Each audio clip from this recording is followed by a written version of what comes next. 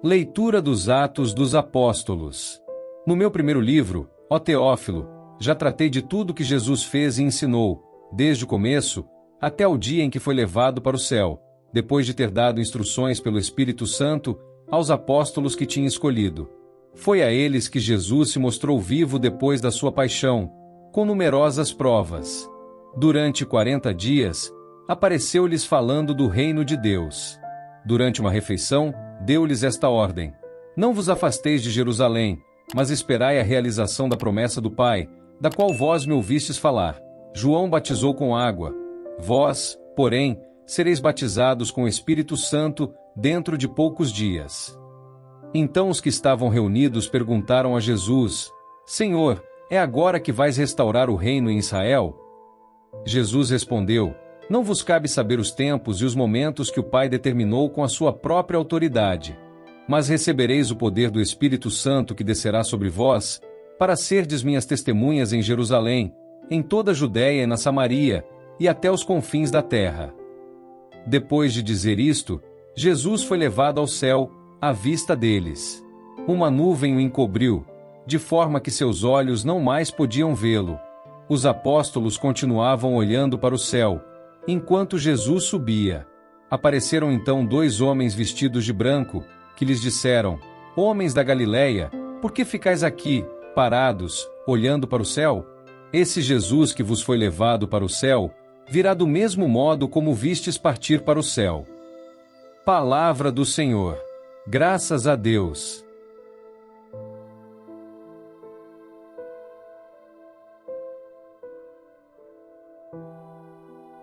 Leitura da Carta de São Paulo aos Efésios. Irmãos, o Deus de nosso Senhor Jesus Cristo, o Pai a quem pertence a glória, vos dê um espírito de sabedoria que vô-lo revele e faça verdadeiramente conhecer.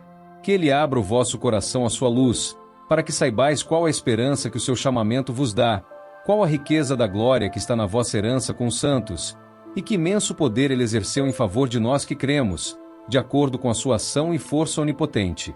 Ele manifestou sua força em Cristo, quando ressuscitou dos mortos e o fez sentar-se à sua direita nos céus, bem acima de toda autoridade, poder, potência, soberania ou qualquer título que se possa mencionar não somente neste mundo, mas ainda no mundo futuro. Sim, ele pôs tudo sob seus pés e fez dele, que está acima de tudo, a cabeça da igreja, que é o seu corpo, a plenitude daquele que possui a plenitude universal. Palavra do Senhor. Graças a Deus.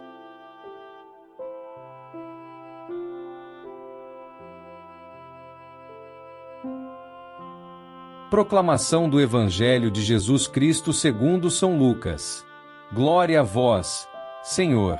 Naquele tempo, disse Jesus a seus discípulos: Assim está escrito: O Cristo sofrerá e ressuscitará dos mortos ao terceiro dia, e no seu nome serão anunciados a conversão e o perdão dos pecados a todas as nações, começando por Jerusalém.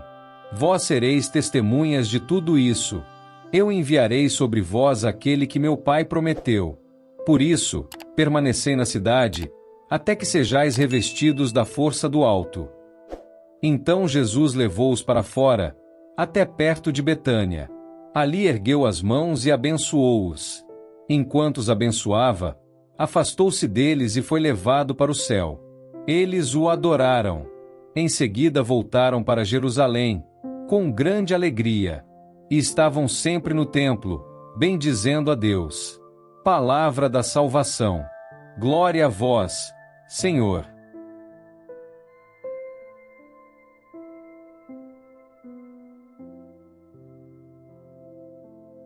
Queridos irmãos e irmãs em Cristo, imaginem-se no aeroporto, observando um avião decolando.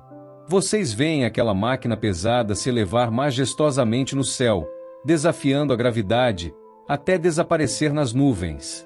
Os passageiros a bordo não estão apenas se movendo geograficamente de um lugar para outro, estão sendo transportados para uma nova realidade, uma nova perspectiva da Terra que deixaram para trás.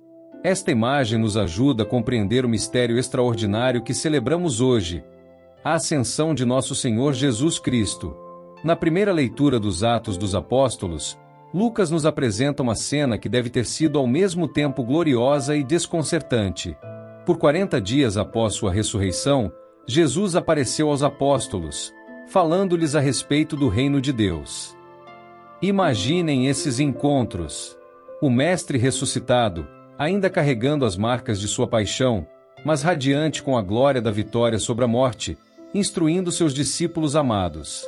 E então, enquanto eles observavam, Jesus foi levado ao alto, e uma nuvem o encobriu aos seus olhos. Que momento extraordinário! Os discípulos ficaram ali, olhando para o céu, provavelmente em estado de choque e admiração. O que acabará de acontecer? Para onde Jesus havia ido? O que isso significava para eles? É neste momento de perplexidade que dois homens vestidos de branco aparecem com uma pergunta que ecoa através dos séculos. Homens da Galileia, por que ficais olhando para o céu? É uma pergunta gentil, mas também um desafio. É como se estivessem dizendo: vocês têm trabalho a fazer aqui na terra. Esta pergunta ressoa poderosamente em nossas vidas hoje. Quantas vezes nós também ficamos olhando para o céu, perdidos em contemplação passiva, quando Deus nos chama para a ação aqui na terra? A ascensão não é um convite ao escapismo espiritual, mas um comissionamento para a missão. Na segunda leitura, Paulo nos oferece uma perspectiva ainda mais rica deste mistério. Ele ora para que o Deus de nosso Senhor Jesus Cristo nos dê espírito de sabedoria e de revelação no seu conhecimento, iluminando os olhos do vosso coração. Que oração extraordinária! Paulo não está pedindo apenas conhecimento intelectual, mas uma iluminação profunda que transforme nossa compreensão espiritual. E qual é o objeto desta iluminação? Paulo quer que compreendamos qual é a suprema grandeza do seu poder para conosco, os que cremos. A ascensão não é apenas sobre Jesus subindo ao céu, é sobre o poder que agora está disponível para nós, seus seguidores. Paulo continua descrevendo este poder como a energia da força do seu poder, que ele exerceu em Cristo, ressuscitando dos mortos e fazendo sentar à sua direita nos céus. O mesmo poder que ressuscitou Jesus dentre os mortos, o mesmo poder que o exaltou acima de todo principado e potestade, e poder e senhorio está agora operando em nós e através de nós. Reflitam sobre isso por um momento. O poder que criou o universo, que separou as águas no Mar Vermelho, que ressuscitou Jesus dentre os mortos, não é apenas uma força distante operando no cosmos. É uma realidade presente e ativa em nossas vidas diárias. Que pensamento transformador! No Evangelho de Lucas, vemos o culminar da jornada terrena de Jesus. Ele aparece aos discípulos uma última vez, relembrando-lhes as Escrituras e explicando como estava escrito que o Cristo havia de padecer e ressuscitar dos mortos no terceiro dia. Jesus está conectando os pontos, mostrando como toda a história da salvação converge neste momento supremo. Mas então Jesus faz algo extraordinário. Ele diz aos discípulos: vós sois testemunhas destas coisas. Não observadores passivos, não meros espectadores do drama da salvação, mas testemunhas ativas. Uma testemunha não apenas viu algo, ela é chamada a falar sobre o que viu, a dar testemunho da verdade. E qual é o escopo desta missão de testemunho? Jesus, é claro, deve ser pregado em seu nome o arrependimento para a remissão dos pecados a todas as nações, começando por Jerusalém. Que mandato abrangente! Não apenas para alguns, não apenas para os judeus, mas para todas as nações. E não começando de lugares distantes, mas de Jerusalém, de onde eles estavam, de sua própria comunidade. Antes de ascender, Jesus promete enviar a promessa de meu Pai, o Espírito Santo. Eles devem esperar em Jerusalém até serem revestidos de poder do alto. Que bela imagem!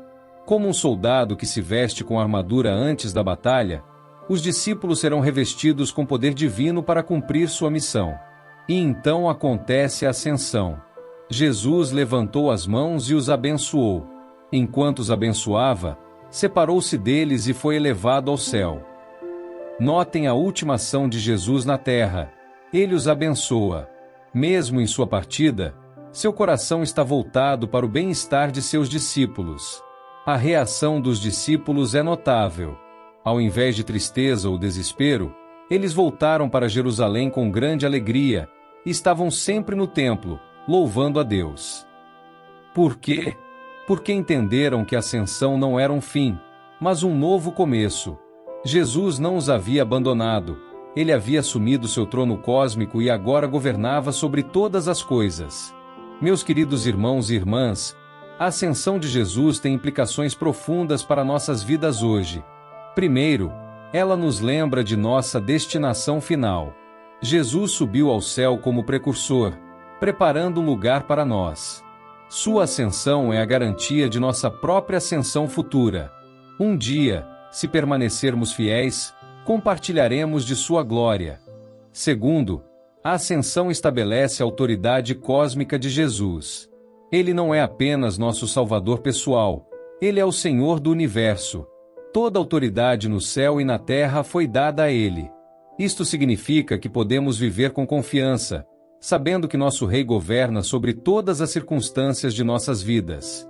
Terceiro, a ascensão nos comissiona para a missão. Assim como os primeiros discípulos, somos testemunhas do que Jesus fez. Temos uma história para contar, uma boa nova para compartilhar. E esta missão não é opcional, é o próprio propósito de nossa existência como igreja. Quarto, a ascensão nos promete poder para cumprir nossa missão. O mesmo Espírito que revestiu os apóstolos de poder está disponível para nós hoje. Não dependemos de nossa própria força ou sabedoria, mas do poder de Deus operando em nós e através de nós. Finalmente, a ascensão nos chama à esperança ativa. Não devemos ficar olhando para o céu em contemplação passiva, mas engajar ativamente no trabalho do reino aqui na terra, sabendo que Jesus voltará para completar o que começou. Então, como vivemos à luz da ascensão? Primeiro, vivemos com perspectiva eterna. Nossas preocupações diárias, por mais importantes que sejam, são colocadas no contexto da eternidade. Sabemos que nossa verdadeira cidadania está nos céus. Segundo, vivemos com autoridade espiritual. Porque Jesus tem toda a autoridade, e nós somos seus representantes na terra, podemos viver com ousadia santa, confrontando o mal e proclamando a verdade. Terceiro, vivamos com urgência missionária. O tempo é curto, a necessidade é grande, e o poder está disponível. Cada dia é uma oportunidade de ser testemunha do amor transformador de Deus. Quarto, vivemos com dependência do Espírito Santo. Reconhecemos nossa necessidade de poder divino e buscamos ativamente ser cheios e guiados pelo Espírito de Deus. Finalmente, vivemos com alegria expectante. Como os primeiros discípulos, podemos viver com grande alegria, sabendo que a história está caminhando para um clímax glorioso quando Jesus retornará. Queridos irmãos e irmãs, que a realidade da ascensão transforme nossa maneira de viver. Que possamos parar de olhar para o céu em contemplação passiva e começar a viver como testemunhas ativas do amor de Deus. Que possamos experimentar o poder de sua ressurreição operando em nossas vidas. E que possamos viver cada dia com alegria e esperança que vem de saber que nosso Rei reina supremo sobre todas as coisas. Que a bênção de Jesus, que levantou suas mãos sobre os discípulos antes de ascender, repouse sobre cada um de vocês hoje e sempre. Amém.